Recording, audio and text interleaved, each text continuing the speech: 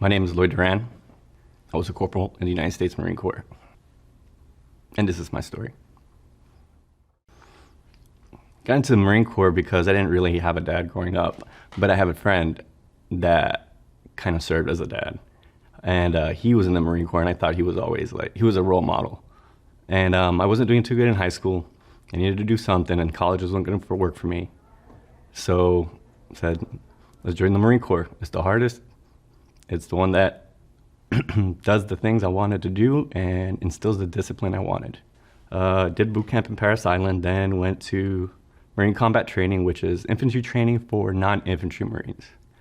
That was in North Carolina. Then I went to 7th Com in Okinawa, Camp Hansen.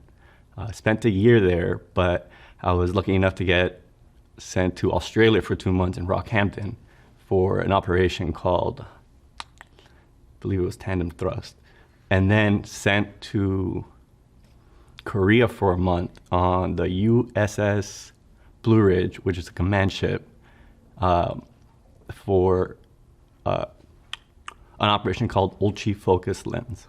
After Okinawa, went to 8th Com in North Carolina, back to Camp Lejeune. There we did some operations here and there, nothing special, but got sent to Spain for a month, which was really fun. Then came back, and in August of 2002, all of a sudden our exercises, our operations on base started ramping up. We were just busy in the field more than we weren't. And that happened for about 6 months. And then I was home on leave for Christmas, back down to Miami. And while I was on leave, my staff sergeant calls me and says, hey, you're getting recalled off of leave right now. You need to come back as soon as possible. So we kind of knew something was up. We get back and we start packing everything like we're going out. We didn't have dates. We didn't have clear idea, but based on current political talk, it was kind of obvious what was happening. All of a sudden, we're like, that's it. I can't remember how much notice we had, but it was very little, and we are driving to a naval port to get on ship. And I get on ship on the USS Kearsarge. And we're just on ship. We crossed the Atlantic. We crossed through the Straits of Gibraltar, the Mediterranean Sea.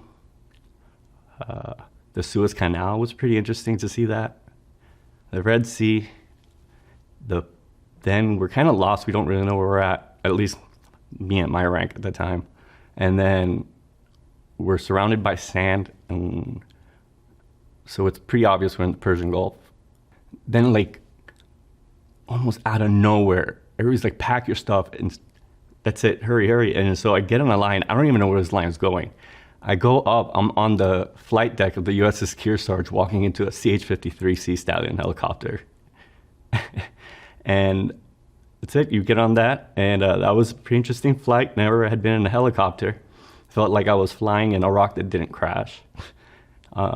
Landed in some camp in the desert, and then we kind of set up tents and started training, driving at night with lights off, setting up. I was put in a little unit called Task Force Tower Forward, the jump team. And basically, we were a command post for the front lines.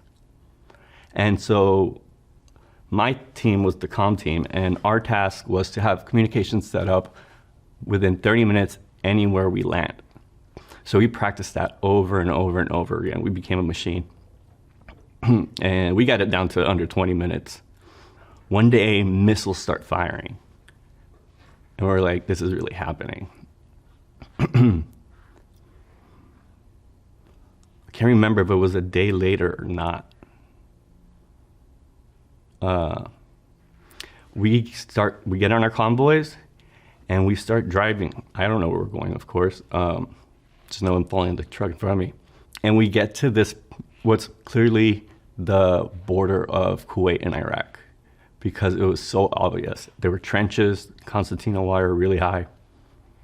And start looking around, and it's just pure desert, and there's columns of convoys driving. And we're like, this is gonna be a major event. So we keep going. For some reason, my unit didn't have to do much. I just stuck around with the larger unit at the time. But we would start hearing explosions a lot, especially at night. You could see them. You start hearing tanks. Nothing so far for us. Then we start feeling comfortable because it seems like my unit wasn't going to be involved in anything too much. But we pull up one day and we're at this place. I don't know at the time where it was, but figured out it was called An Nazariya. It's a town or a city in Iraq. And we're just hanging out. And then all of a sudden, like, things start happening.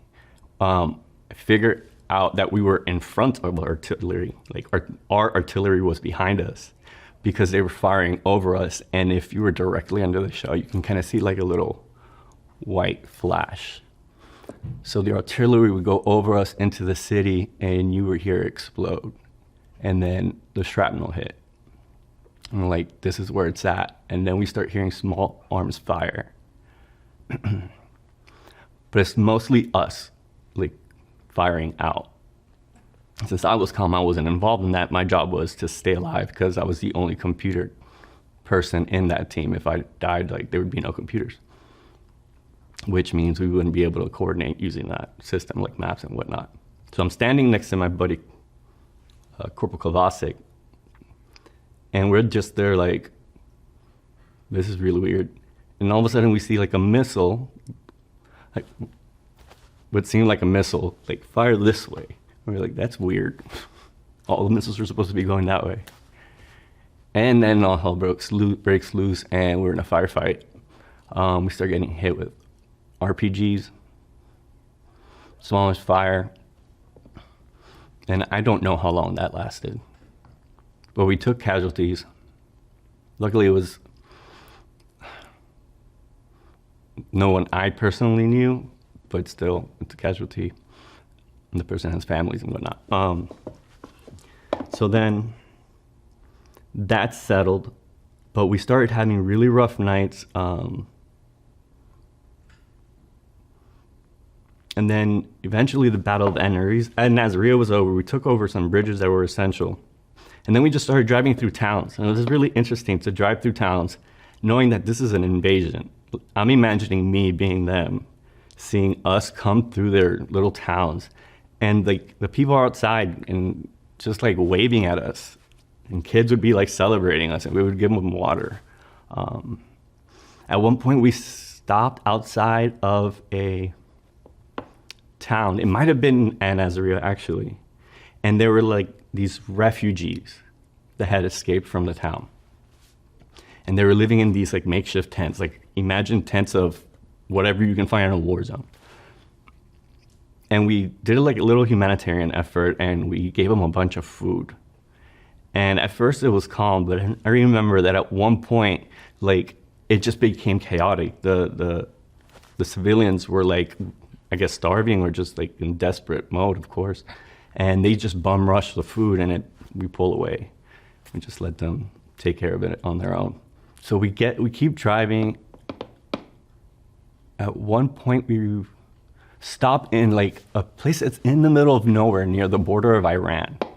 And I knew that because you could see like cliffs now. And it's like this one or two little buildings. And we had a generator, so we hooked them up with power. And they were nice and really happy we were there. So they came out with a lamb and beheaded it right in front of us.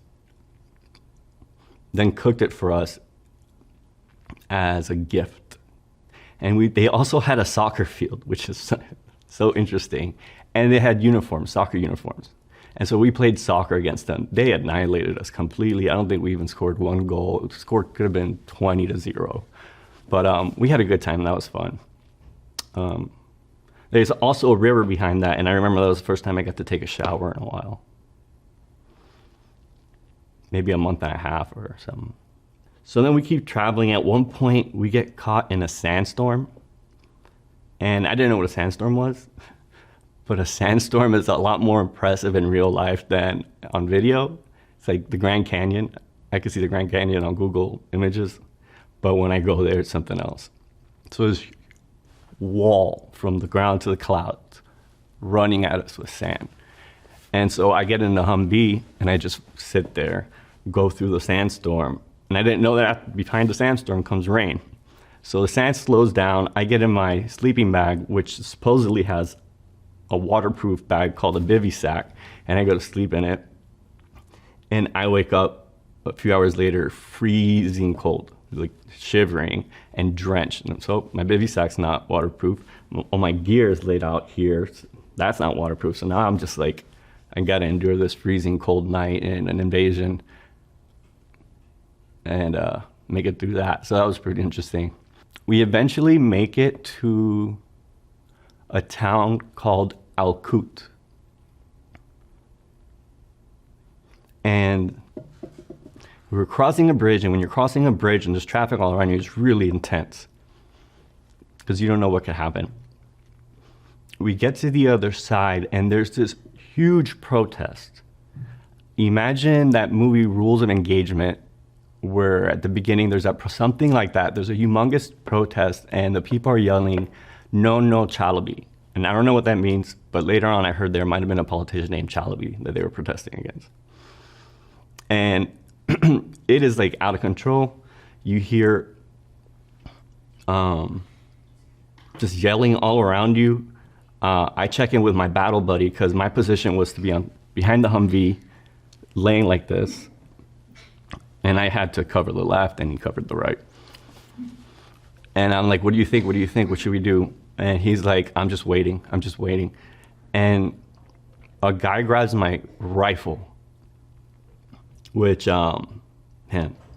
grabs my rifle, pulls it. I pull it back, side in on him. He goes like this. I put my rifle on fire. All of a sudden you hear my battle buddy put his rifle on fire. So like things are about to get tense, but I'm like, this person, maybe it's just protesting and like, they're not going to be anything dangerous. So luckily I hold back. Nobody fires, and we eventually make it through the protest. And I'm really happy about that because it could have been a lot worse. We take over the mayor's building, I believe, of Al-Kut. And there, I didn't really have anything to do because somebody else was providing comm. But you would just hear gunfire every night. It got to the point that we would sleep right under the windows on the second floor, put our flak vest over us and our helmet on our head. So when we would hear gunfire, we'd be like, oh, they're probably not gonna hit us. So that just became a normal thing. Eventually we went to another building and set up there. And I didn't have much of a job to do, so what I started doing is I started volunteering for combat patrols through the city of Al-Kut with infantry. We didn't have enough SAPI plates. SAPI plates are the plates that go inside your armor to protect you from bullets. So we started sharing them. Luckily, we had enough for a whole patrol. I went on as the radio man, and we did patrols, and like, it's still interesting to me that while we're patrolling, these people see a foreign unit or foreign military in their country, and the kids start come running out, and they're like playing with us, and the corpsman that was with us was like skipping, and I just found it really odd. We'd go on patrols, we'd get into like some really, really sketchy situations, but luckily nothing major happened. And then one day we get news from the bigger unit that one of the guys from my company had fired an RPG to test it, and it blew up and killed him. So that was like the big loss for my unit, like the one that I'm really from. And then after that, we're kind of just there. Nothing much happens. One time we made it, the Air Force had a store. I thought that was so funny. The Air Force had a store, a PX, or a BX as they call them. And I would start buying, what was the thing I would buy? I would buy Cheetos. and Frosted Flakes. That was my favorite. Go back to our little Al-Qud place, and my day was spent reading the comics. I loved reading the newspaper because it was something interesting to distract ourselves from.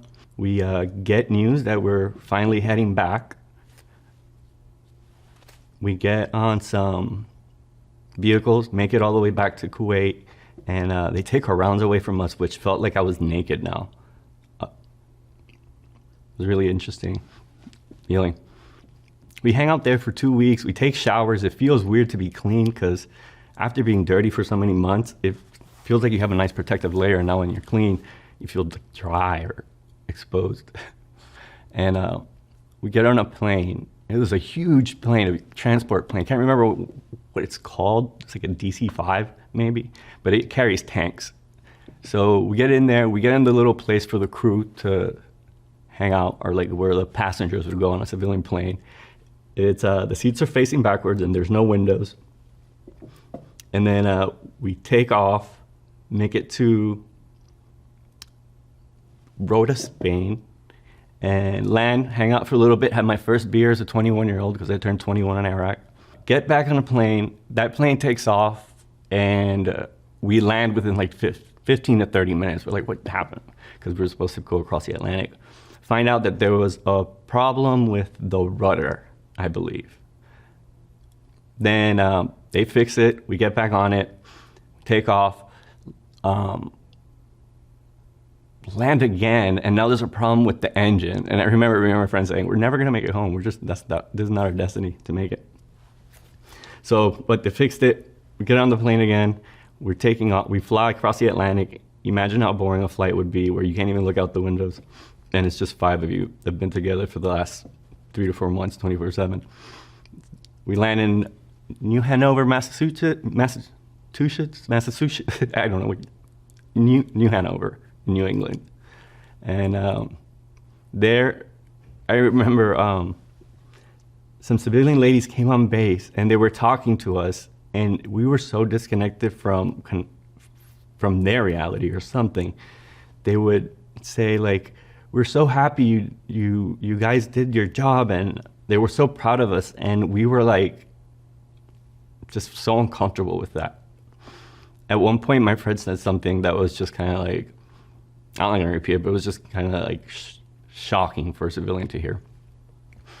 Then we finally make it home to Camp Lejeune and we're on a bus. I get out, my uncle and my grandma are there, and they come out and hug me. And it felt weird. It was like, oh, you guys are strangers now. But we got a hotel. We got to hang out together for a few days. Then we went back to our units. My main unit hadn't come back, so we were just partying for the time. And then things just start coming back to normal, to what things were like before we were deployed. I eventually became platoon sergeant as a corporal, which is like one of the most things I'm proud of because I had to work above my rank. So I know that they gave it to me based on my merit and not because of some hierarchy or bureaucratic thing. Served my time there and got out in 2004, June 26, 2004. So I went to Miami back home. I didn't have a place to stay at the time. Well, obviously I didn't have a job. I couldn't afford anywhere to stay, so I was crashing on my grandma's couch for a while. Then I found a guy who was renting a room to students for $300. So that's where I was able to stay. Started getting the GI Bill, which at the time would give me $1,000 a month to go to school. And I would go to school at Miami-Dade. I did a semester there. I couldn't click with the students for some reason. So I wasn't making too many friends. And the traffic in Miami is really bad.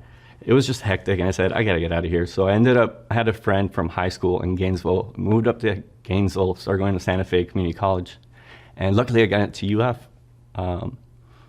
I would ride motorcycles at the time, like the high-speed, the super sport motorcycles, and found a group of friends in that. And we would party, do our thing.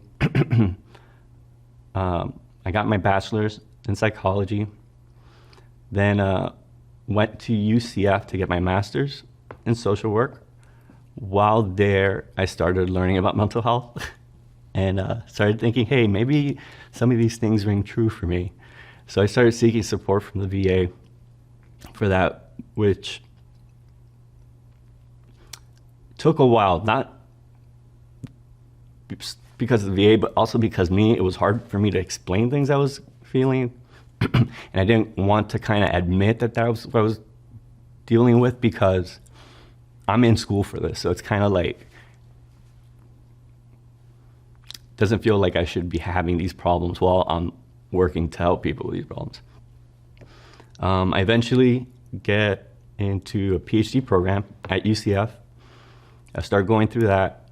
I start having more relational problems. So I eventually did come out and start getting legit therapy for post-traumatic stress disorder. And that was so interesting afterwards.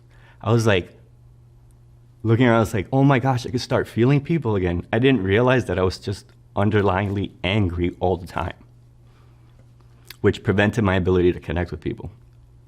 While there, I was so lucky that I got hooked up with a program called The Mission Continues. I did a 6-month fellowship where I volunteered at the local vet center helping veterans. After that, they reached out to me maybe like a year or two later, because they were really happy with the work I did, and they selected me to pilot a new program where I would create a veteran service platoon. What that would mean is that we would pick a mission in the local community and try to alleviate or help, try to like install ourselves as some sort of support. So I recruited a lot of veterans, and my platoon actually had a close friend that came up with an idea. Hey, why don't you become like an actual platoon sergeant, get some squad leaders, designate jobs for those squad leaders. That way it alleviates you, and you can focus on the major stuff, the relationships with other organizations, be the personality of the platoon, motivate the veterans. So we started that, and eventually that became the model for the rest of the country later on in the program with The Mission Continues. What we did was help homeless youth, and mostly it was homeless LGBTQ youth. We would help them with transportation. For example, they couldn't get to school. So what we did is we found out that the Lynx bus system, if you ask them, they'll give you a bunch of bikes that are left over. The bikes aren't in good condition, but I knew how to repair bikes.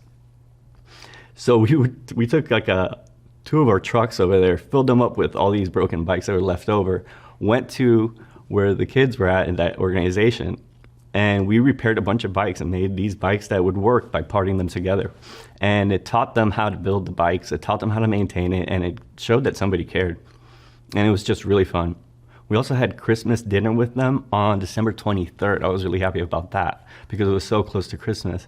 And I remember one of the kids like just having a hard time just pulling his hair, and he just looks at us, he goes, "Why are you guys doing this?"